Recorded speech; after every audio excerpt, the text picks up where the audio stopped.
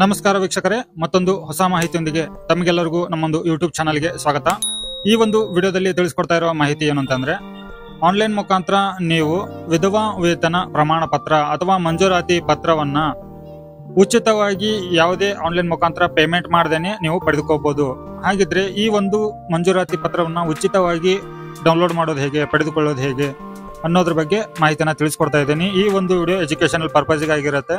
ವಿಡಿಯೋನ ಪೂರ್ತಿಯಾಗಿ ನೋಡಿ. ಚಾನಲ್ಗೆ ಯಾರೆಲ್ಲ ಹೊಸಬರಿದ್ರೆ ಚಾನಲ್ಗೆ ಸಬ್ಸ್ಕ್ರೈಬ್ ಮಾಡಿಕೊಂಡು ನೋಟಿಫಿಕೇಶನ್ ಬಟನ್ ಕೂಡ ಆನ್ ಮಾಡಿ ಆಲ್ ಅಂತೇಳಿ ಸೆಲೆಕ್ಟ್ ಮಾಡ್ಕೊಳ್ಳಿ. ಸೊ ವೀಕ್ಷಕರೇ, ನಾವು ಮೊದಲನೇದಾಗಿ ಇಲ್ಲಿ ಎರಡು ರೀತಿಯಿಂದ ಈ ಒಂದು ಪ್ರಮಾಣ ಪತ್ರವನ್ನ ಪಡ್ಕೋಬಹುದು. ಒಂದು ನಾಡ ಕಚೇರಿ ಪೋರ್ಟಲ್ಗೆ ಹೋಗ್ಬೇಕಾಗತ್ತೆ. ಅದು ನೀವು ಬೇರೆ ಬೇರೆ ದಾರಿಯಿಂದ ಹೋದ್ರೂ ಕೂಡ ನಾಡ ಕಚೇರಿಯಿಂದಾನೇ ಈ ಒಂದು ಪ್ರಮಾಣ ಪತ್ರ ಸಿಗುತ್ತೆ. ಸೊ ಇಲ್ಲಿ ಎರಡು ವೇ ಅಂತಂದ್ರೆ ಡೈರೆಕ್ಟ್ ಆಗಿ ನೀವು ನಾಡ ಕಚೇರಿ ಮುಖಾಂತರನೇ ಡೌನ್ಲೋಡ್ ಮಾಡ್ಕೋಬಹುದು. ಇನ್ನೊಂದು ವೇ ಅಂತಂದ್ರೆ iWallet ಸರ್ವಿಸ್ ಇರುತ್ತಲ್ವಾ, iWallet ಪೋರ್ಟಲ್ ನಲ್ಲಿಯೂ ಕೂಡ ನೀವು ರಿಜಿಸ್ಟರ್ ಮಾಡ್ಕೊಂಡಿದ್ರೆ ಅಲ್ಲಿಂದ ನೀವು ಎಷ್ಟು ಬಾರಿ ಆದ್ರೂ ನೀವು ಲಾಗಿನ್ ಆಗಿ ಯಾವುದೇ OTP ಇರ್ಲಾರ್ದೇನೆ ನಾಡ ಕಚೇರಿ ಪೋರ್ಟಲ್ಗೆ ಲಾಗಿನ್ ಆಗ್ಬೋದು. ಸೊ ಅದಕ್ಕಾಗಿ ನಾನು ಇಲ್ಲಿ ನಾಡ ಕಚೇರಿ ಪೋರ್ಟಲ್ಗೆ ಲಾಗಿನ್ ಆಗ್ತಾ ಇದ್ದೀನಿ iWallet ಸರ್ವಿಸ್ ಪೋರ್ಟಲ್ ಮುಖಾಂತರ. ಸೊ ಇಲ್ಲಿ iWallet ಸರ್ವಿಸ್ಗೆ ಯೂಸರ್ ನೇಮು ಪಾಸ್ವರ್ಡ್ ಹಾಕಿಬಿಟ್ಟು ಲಾಗಿನ್ ಮಾಡ್ಕೊಳ್ತಾ ಇದ್ದೀನಿ. ಸೊ ನೀವು ಇಲ್ಲಿ ಪ್ರತಿ ಸತಿ ಲಾಗಿನ್ ಆಗ್ತಿರೋ iWalletಗೆ ಇಲ್ಲಿ ಕಂಪಲ್ಸರಿಯಾಗಿ OTP ಅನ್ನ ಹಾಕಿಬಿಟ್ಟೇನೆ ಲಾಗಿನ್ ಆಗಬೇಕಾಗತ್ತೆ. ರಿಜಿಸ್ಟರ್ ಆಗಿರುವಂತ ಮೊಬೈಲಿಗೆ ಕಂಪಲ್ಸರಿಯಾಗಿ ಇದು OTP ಬಂದೇ ಬರುತ್ತೆ.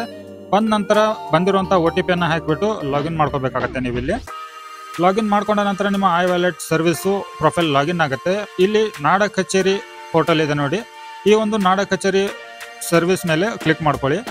ನೆಕ್ಸ್ಟ್ ರೀಡೈರೆಕ್ಟ್ ಆಗಿಬಿಟ್ಟು ನಾಡ ಕಚೇರಿ ಪೋರ್ಟಲ್ ಬರುತ್ತೆ. ಇಲ್ಲಿ ಬಂದ ನಂತರ ಇಲ್ಲಿ ಮುದ್ರಿಸಿ ಅಂತ ಇದೆ ನೋಡಿ, ಇಲ್ಲಿ ಪ್ರಮಾಣ ಪತ್ರ ಮುದ್ರಿಸಿ ಅಂತ ಇದೆ ನೋಡಿ, ಮರು ಪ್ರಮಾಣ ಪತ್ರ ಅಂತ ಇದೆ. ಇದ್ರ ಮೇಲೆ ಕ್ಲಿಕ್ ಮಾಡ್ಕೊಳ್ಳಿ. ಇದ್ರ ಮೇಲೆ ಕ್ಲಿಕ್ ಮಾಡ್ಕೊಂಡ ನಂತರ ಇಲ್ಲಿ ಸ್ವೀಕೃತಿ ಸಂಖ್ಯೆ. ಸೊ ನಿಮ್ಮ ಹತ್ರ ಮಂಜೂರಾತಿ ಪತ್ರ ಇರುತ್ತೆ. ಯಾವ ಸಮಯದಲ್ಲಿ ನೀವು ಈ ಒಂದು ಮಂಜೂರಾತಿ ಪತ್ರವನ್ನ ಡೌನ್ಲೋಡ್ ಮಾಡೋದಾಗ್ಲಿ ಅಥವಾ ಪಡೆದುಕೊಳ್ಳೋದಾಗ್ಲಿ ಅವಶ್ಯಕತೆ ಬೀಳುತ್ತೆ ಅಂತಂದ್ರೆ, ನಿಮ್ಮ ಒಂದು ಮಂಜೂರಾತಿ ಪತ್ರದಲ್ಲಿ ಹೆಸರು ಕ್ಲಾರಿಟಿ ಇರೋದಿಲ್ಲ ಅಥವಾ ಮಂಜೂರಾತಿ ಸಂಖ್ಯೆ ಕ್ಲಿಯರ್ ಆಗಿ ಕಾಣ್ತಾ ಇರೋದಿಲ್ಲ, ಮಾಹಿತಿಗಳು ಕರೆಕ್ಟ್ ಆಗಿ ಕಾಣ್ತಾ ಇರೋದಿಲ್ಲ, ನೀವೆಲ್ಲಾದ್ರೂ ಸಬ್ಮಿಟ್ ಮಾಡಬೇಕಾಗಿರುತ್ತಲ್ವಾ, ಅಂತ ಸಮಯದಲ್ಲಿ ಕ್ಲಾರಿಟಿ ಇಲ್ಲದೆ ಇರುವಾಗ ಈ ಒಂದು ಮಂಜೂರಾತಿ ಪತ್ರವನ್ನ ನೀವು ಪಡೆದುಕೊಂಡ್ಬಿಟ್ಟು ಅದನ್ನ ಉಪಯೋಗ ಮಾಡ್ಕೋಬಹುದು ನಿಮ್ಮ ಕೆಲಸಕ್ಕೆ. ಸೊ ಇಲ್ಲಿ ಸ್ವೀಕೃತಿ ಸಂಖ್ಯೆ ಅಂತ ಇದೆ ನೋಡಿ, ಅಲ್ಲಿ RD ನಂಬರ್ ಅಂತ ಇರುತ್ತೆ. ಸೊ RD ನಂಬರ್ ಅನ್ನ ನೀವು ಇಲ್ಲಿ ಹಾಕ್ಬೇಕಾಗತ್ತೆ.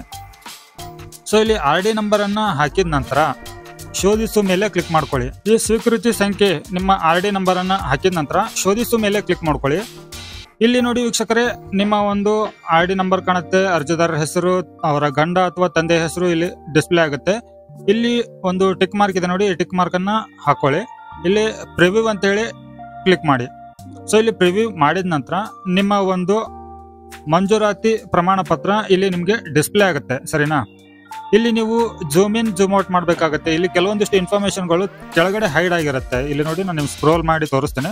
ಸೊ ಇಲ್ಲಿ ನೋಡಿ, ಇಷ್ಟು ಇನ್ಫಾರ್ಮೇಶನ್ಗಳು ನಿಮಗೆ ಇಲ್ಲಿ ಹೈಡ್ ಆಗಿರುತ್ತೆ. ಸೊ ಅವಾಗ ನೀವೇನ್ ಮಾಡಬೇಕು, ನಿಮ್ಮ ಕೀಬೋರ್ಡ್ ಇಂದ ಕಂಟ್ರೋಲ್ ಹಿಡ್ಕೊಂಡ್ಬಿಟ್ಟು ಮೌಸ್ನಿಂದ ಸ್ಕ್ರೋಲ್ ಬ್ಯಾಕ್ ಮಾಡಬೇಕಾಗತ್ತೆ. ಸ್ಕ್ರೋಲ್ ಡೌನ್, ಸ್ಕ್ರೋಲ್ ಅಪ್ ಯಾವ್ದಾದ್ರು ಒಂದು ಯೂಸ್ ಮಾಡಿ. ಸೊ ಇಲ್ಲಿ ನೋಡಿ, ನಿಮ್ಗೆ ಕರೆಕ್ಟಾಗಿ ಈ ಒಂದು ಚೌಕ್ ಬಾಕ್ಸ್ ಕರೆಕ್ಟಾಗಿ ಬರೋ ತರ ಅಡ್ಜಸ್ಟ್ ಮಾಡ್ಕೊಳ್ಳಿ.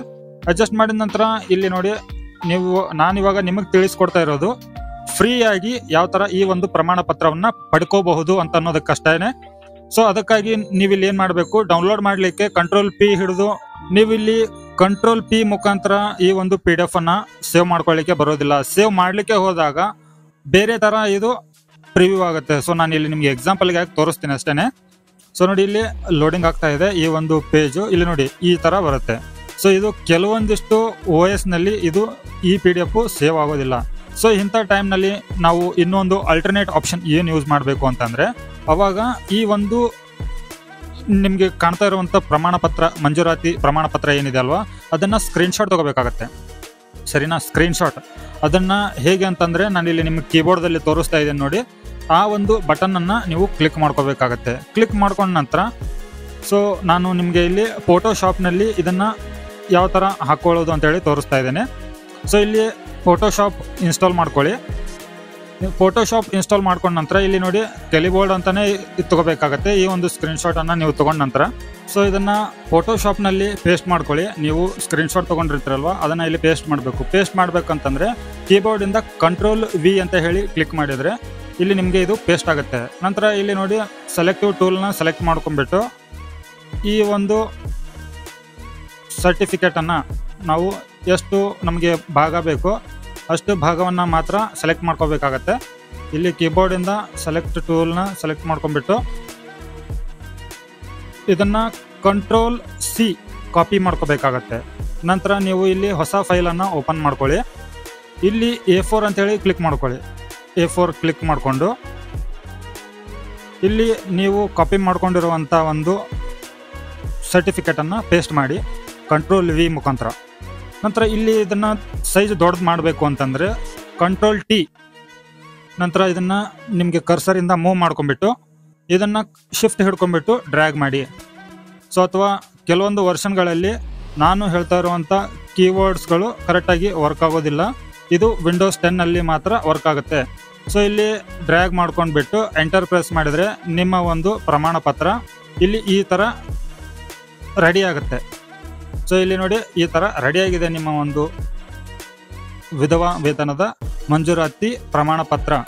ಈ ಮಂಜೂರಾತಿ ಪ್ರಮಾಣ ಪತ್ರವನ್ನು ನೀವು ಸೇವ್ ಮಾಡ್ಕೊಂಡ್ಬಿಟ್ಟು ಅಲ್ಲಿಂದ ನೀವು PDF ಸೇವ್ ಮಾಡ್ಕೊಳ್ಳಿ, ಇಮೇಜ್ ಸೇವ್ ಮಾಡ್ಕೊಳ್ಳಿ, ಯಾವುದಾದ್ರೂ ಒಂದು ಫಾರ್ಮೆಟಲ್ಲಿ ಸೇವ್ ಮಾಡ್ಕೊಂಡ್ಬಿಟ್ಟು ಅದನ್ನು ನೀವು ಪ್ರಿಂಟ್ ತಗೊಂಡು ನೀವು ಉಪಯೋಗ ಮಾಡ್ಕೋಬೋದು. ಇದರಲ್ಲಿ ನಿಮಗೆ ಎಲ್ಲ ಮಾಹಿತಿಗಳು ಕ್ಲಿಯರ್ ಆಗಿ ಕಾಣ್ತಾ ಇರುತ್ತೆ.